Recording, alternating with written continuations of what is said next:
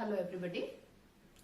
আজকে আমরা এই নতুন চ্যাপ্টারটা শুরু করতে যাচ্ছি, যে একটা পোয়েম আছে, দ্য ইকোয়িং green by sir William Blake. Poem শুরু করার আগে পোয়েমের আগে যা লেখা আছে এটা একটু পড়ি। খুব ইন্টারেস্টিং আছে, তোমরা সবাই শুনবে।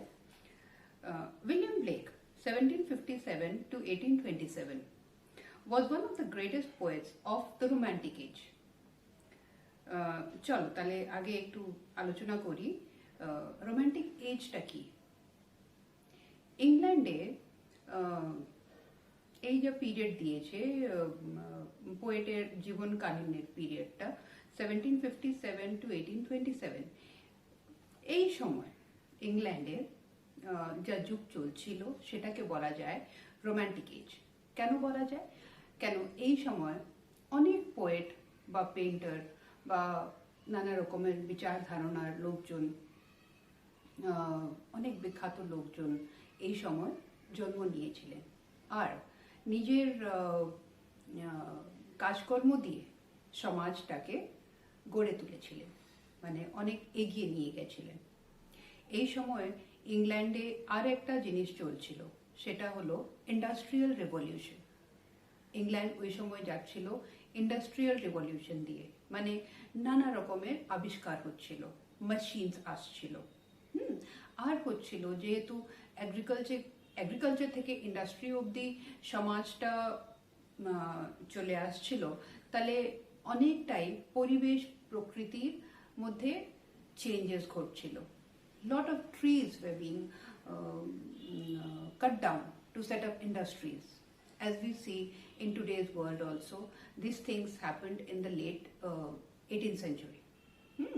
যখন অনেকটাই গাছপালা কেটে ইন্ডাস্ট্রি বসানো হচ্ছে, এবার ইন্ডাস্ট্রিকে সাপোর্ট করার জন্য মানুষ লাগতো, তাহলে গ্রাম থেকে মানুষরা এসে শহর নির্মাণ করেছে। শহর নির্মাণ করতে গেলে অনেক গাছপালাকে কেটে দেওয়া হয়েছে, প্রকৃতির উপরে একটু চাপ পড়েছিল। ওই সময় থেকে শুরু হয়েছে ইন্ডাস্ট্রিয়াল রিভলিউশন।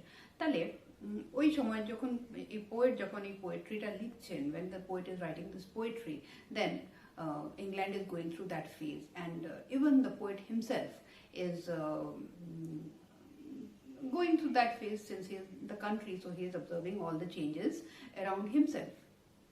তাহলে এটাই হয় romantic age, the period between end of 18th century to 19th century, এটাকে রোমান্টিক এজ বলা যায় ইংল্যান্ডে বা পুরো ইউরোপে। আর এর প্রভাব পুরো সংসারে, পুরো পৃথিবীতে পড়ে। Blake's poetry was published in a manner most unusual in literary and art history. এটা কেন? আর একটা জিনিস বলতে হবে এখানে, উইলিয়াম ব্লেক যা ছিলেন, ইনি নিজের জীবনকালে বিখ্যাত হননি। ওই সময় ইনি যা পোয়েট্রি লিখেছিলেন, ওই পোয়েট্রিগুলো ওই সময় বিখ্যাত পায়নি, ওই সময় ফেমাস হয়নি। এনার মৃত্যুর পরে এনার পোয়েমগুলো আবার লোকজন পড়লো, তখন বোঝা গেল যা কত বড় ইনি পোয়েট ছিলেন। এই জন্য যেহেতু বিখ্যাত ছিলেন না, এনার পোয়েট্রি বা যা লেখা আছে কেউ পাবলিশ করতে চাইতো না। তাহলে ইনি কি করলেন, নিজের বাড়িতেই একটা প্রিন্টিং প্রেস খুললেন আর নিজের লেখা জিনিসগুলো নিজেই প্রিন্টিং করতেন। He set up a print shop and engraved and published his own poems. Some of his well-known works are Song of Innocence, Song of Experience, and The Marriage of Heaven and Hell. তাহলে তোমাদেরকে একটু ইতিহাস রাখলাম, ওই সময় কি পরিস্থিতি ছিল, ইংল্যান্ডে কি পরিস্থিতি ছিল, আর কবি কি পরিস্থিতির মধ্যে উনিও ছিলেন, আর কি ব্যাকগ্রাউন্ডে এই পোয়েমটা লেখা হয়েছে। কেন একটা পোয়েম পড়ার আগে ওকে ওই পোয়েমটাকে পুরোপুরি বুঝতে জন্যে কি পরিবেশে পোয়েমটা লেখা হয়েছে, বা যা কবি আছেন উনি কি পরিস্থিতি ছিলেন, এইসব এক্সট্রা নলেজটা আমাদের থাকা দরকার। যেহেতু পুরোপুরি যা পোয়েম আছে, the whole essence of the poem will be able to understand if we know a little background. এই জন্য তোমাদের সাথে একটু শেয়ার করলাম। চলো এবার পোয়েমে চলি। The sun does arise and make happy the skies, the merry bells ring to welcome the spring. এবার এই যে পোয়েম লেখা আছে, এটা বসন্তকালের পোয়েম। প্রথম লাইন কি আছে, সূর্যোদয় হয়েছে আর আকাশ চারদিকেই একদম খুব সুন্দর হয়ে গেছে, আর মনে হচ্ছে আকাশ খুব খুশিতে আছে। এটা কি আকাশ খুশিতে ছিল? না, পোয়েট নিজেই খুশিতে ছিলেন, বা আমরা খুশি, আমরা খুব আনন্দিত হয়ে যাই যখন সূর্যোদয় দেখি। তোমরাও অনুভব করবে, সকাল সকাল উঠে যখন সূর্যোদয় দেখবে খুব ভালো লাগে সেটা। ঠিক হয় কি হয় না বলো? সূর্যোদয় দেখলে মনটা নিজে নিজে আনন্দিত হয়ে যায়। তাহলে ওই জিনিসটাই পোয়েটটা স্কাইস, আকাশের মাধ্যমে ওই খুশিটা প্রকাশ করছেন, যা skies have become happy. Actually skies তো হ্যাপি হতে পারে না, আমরা হ্যাপি হব, তাই না? তাহলে এই জিনিসটা রাখার একটা style. The sun does arise and make happy the skies. The merry bells ring to welcome the spring. Merry bells, এবার মেরি মানে হলো খুশি। এই পোয়েম পড়তে আমরা খুশি শব্দে অনেকটাই সিনোনিমসটা পাবো। The merry bells ring. Bells হলো চার্চের বেল, কেন এটা তো ইংল্যান্ড আছে, ইংল্যান্ডে চার্চ পাওয়া যায়, তাই ওখানে খ্রিস্টান গুলো আছে, এই জন্য চার্চ পাওয়া যায়। চার্চে বেল হয়, যেমন আমাদের মন্দিরে বেল হয়, চার্চেও বেল হয়। তাহলে ওই বেলগুলো বাজছে, ঘন্টা বাজছে, হয়তো মানুষ বাজাচ্ছে বা বাতাস দিয়ে সেটা নড়ছে আর বাজছে নিজে নিজে, যা হতে পারে। টু ওয়েলকাম দ্য স্প্রিং, স্প্রিংকে স্বাগত করার জন্যে। The skylark and thrush, the birds of the bush, sing louder around to the bell's cheerful sound. The skylark and thrush, এটা দুটো পাখি যা ইংল্যান্ডে পাওয়া যায়, আর এরা জঙ্গলে থাকে। The birds of the bush, bush মানে হলো জঙ্গল। Sing louder around, ওরা গান করছে। To the bell's cheerful sound, যেমন গির্জাঘরে ঘন্টা বাজছিল, মনে হয় যেমন ওরা, যেহেতু ঘন্টাটা বাজছে এই জন্য পাখিরা গান করছে, কিন্তু তাই হয় নাকি? পাখিরা নিজে নিজে গান করছে, ঘন্টাটা নিজে নিজে বাজছে, কিন্তু এটা পোয়েটের, এটা কবির একটা কল্পনা, যা সব জিনিসটাকে এক করে দিয়েছে। সূর্যকে, আকাশকে, পাখিকে, গির্জাঘরের ঘন্টাকে, সব কটাকে একটা মানে একটা সুন্দর একটা মালা করে দিয়েছে। Sing louder around to the bells cheerful sound, while our sports shall be seen on the echoing green. Main যা অ্যাটেনশন আছে সেটা তো এখানে এখানে আছে, তাই না? মানে বাচ্চারা খেলছে, কবি সূর্য থেকে, আকাশ থেকে, গির্জাঘর থেকে, পাখিদের থেকে চলে এসেছে নিজের যা মেন যে জিনিস ঘটছে ওই জিনিসটা বোঝাতে জন্য। আসল জিনিসটা কি হচ্ছে? বাচ্চারা খেলছে। আর এখানে পোয়েট কি বলছে? while our sports shall be seen, মানে পোয়েট নিজেই ওখানে বাচ্চাদের সাথে খেলছে, মানে পোয়েট নিজেই বাচ্চা, নিজেকে বাচ্চা হিসাব মানে ওই রকমই বলছে। He is trying to trying to explain that he is one of those children who are playing in the green, in the open, on the echoing green. এবার এই লাইনটা খুব ইম্পর্টেন্ট, যা পোয়েমেও নাম আছে, দ্য ইকোয়িং গ্রিন। এবার তোমরা দ্য ইকোয়িং গ্রিনের মানেটা বুঝতে চেষ্টা করো। এর মানেটা কি হয়? ইকো, প্রতিধ্বনি, একটা আওয়াজ যা আমরা বারবার শুনি, তাই খোলা জায়গাতে গিয়ে মানে জোরে কিছু বললে ওই আওয়াজটা আমাদের কানে বারবার পড়ে, সেটাকে ইকো বলে। এবার এখানে কোন আওয়াজটা বারবার হচ্ছে? বাচ্চারা খেলছে, আর এই খেলার তো প্রত্যেক দিন হয়, আজকে হয়েছে, আবার আগামীকাল হবে, আবার পরে হবে, প্রত্যেক দিন হয়। তাহলে প্রত্যেক দিন ওই আওয়াজটা শোনা যাচ্ছে। এখানে কি কি আওয়াজের আলোচনা আছে, কি কি আওয়াজের এখানে আমরা সাড়া পাচ্ছি? একটা পাখিদের আওয়াজ, তারপরে গির্জাঘরের ঘন্টার আওয়াজ, তারপরে বাচ্চাদের খেলনার আওয়াজ। এই আওয়াজ কি শুধু একদিন হচ্ছে? না, এই আওয়াজটা বারবার হবে, প্রত্যেক দিন হবে। এই জন্য এটা কি হচ্ছে? এটা ইকো হচ্ছে, এটা প্রতিধ্বনি হচ্ছে। তাহলে ইকো, ইকোয়িং। আর গ্রিন, গ্রিনটা কি বোঝাচ্ছে? What is the term green trying to explain? It is trying to explain that the thing is happening in the nature, amidst nature, in the open. তাই প্রকৃতির মধ্যে বাচ্চারা খেলছে। প্রকৃতিতে কি থাকে? গাছপালা থাকে। গাছপালার রংটা কি হয়? সবুজ হয়। এই জন্য গ্রিন, দ্য ইকোয়িং গ্রিন। আশা করি প্রথম প্যারাগ্রাফটা তোমরা বুঝেছো। তাহলে আমরা চলি second প্যারাগ্রাফে। Old John with white hair does laugh away care, sitting under the oak among the old folk. একদিকে বাচ্চারা খেলছে আর একদিকে বড় একটা গাছ, ওক ট্রি। ইংল্যান্ডে ওক ট্রিটা খুব পাওয়া যায়। ওক ট্রি এর তলায় বসে কয়েকজন বৃদ্ধ লোক, বয়স্ক লোক, ওরা বসে ওখানে গল্প করছে। আর কি গল্প করছেন ওখানে বসে বসে? গল্পর কথা পরে বলছি।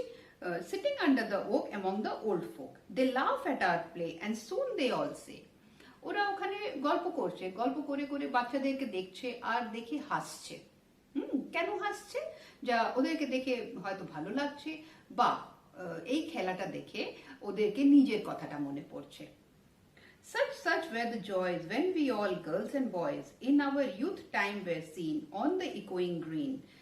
কি রকম মজা ছিল আমরা যখন ছোট ছিলাম, আমরাও এইরকম এই বাচ্চাদের মতো আমরাও খেলতাম। তাহলে ওরা বয়স্ক লোকজন গাছের তলায় বসে ওরা গল্প করছে, আনন্দিত আছে, আর বাচ্চাদেরকে দেখে নিজের সময়টা মনে করছে। Third paragraph. Till the little one weary, no more can be merry. সকাল থেকে খেলতে খেলতে বাচ্চারা ক্লান্ত হয়ে গেছে। weary মানে হলো ক্লান্ত হওয়া। No more can be merry. আর খেলে আর খুশি পাচ্ছে না, কেন? আর খেলতে কোনো শক্তি নেই। The sun does descend. সূর্য অস্ত হয়ে গেছে। And our sports have an end. এই জন্য আমাদের খেলাটা শেষ দিকে এসে গেছে। Round the laps of their mother. এবার ক্লান্ত হয়ে গেলে বাচ্চারা কি করে? মার কোলে যায়। Many sisters and brothers, like birds in their nest, are ready for rest. যেমন বিকেল হলে পাখিরা বাসায় ফিরে যায়, ওই রকমই বাচ্চারাও বাড়িতে বা নিজের মায়ের কাছে ফিরে যাচ্ছে। And sports no more seen on the darkening green. যেহেতু রাত হয়ে গেছে, এবার রাত্রিবেলা তো কেউ খেলবে না, তাহলে আর কোনো খেলা দেখা যাবে না। আবার সকাল হবে, আবার সকাল থেকে ওই জিনিসটা আবার শুরু হবে। তাহলে এই পোয়েমে দেখো 3টে প্যারাগ্রাফে দিনের 3টে মুহূর্ত কি সুন্দর করে কবি মানে দিয়েছেন। প্রথম প্যারাগ্রাফে আমরা মর্নিং, সকালের আমরা একটা ছবি পাচ্ছি, যখন সূর্যোদয় হয়েছে আর পাখিরা গান করছে, বাচ্চারা খেলছে, এটা মর্নিং সিন। তারপরে চলে আসছে old John with white hair, যখন সবাই বসে আড্ডা করছে, গল্প করছে। এই জিনিসটা কবে হয়? বিকেল দিকে হয়, দুপুর দিকে হয়, যখন কাজ করে সবাই একটু বিশ্রাম করছে, ওই সময় হয় এটা।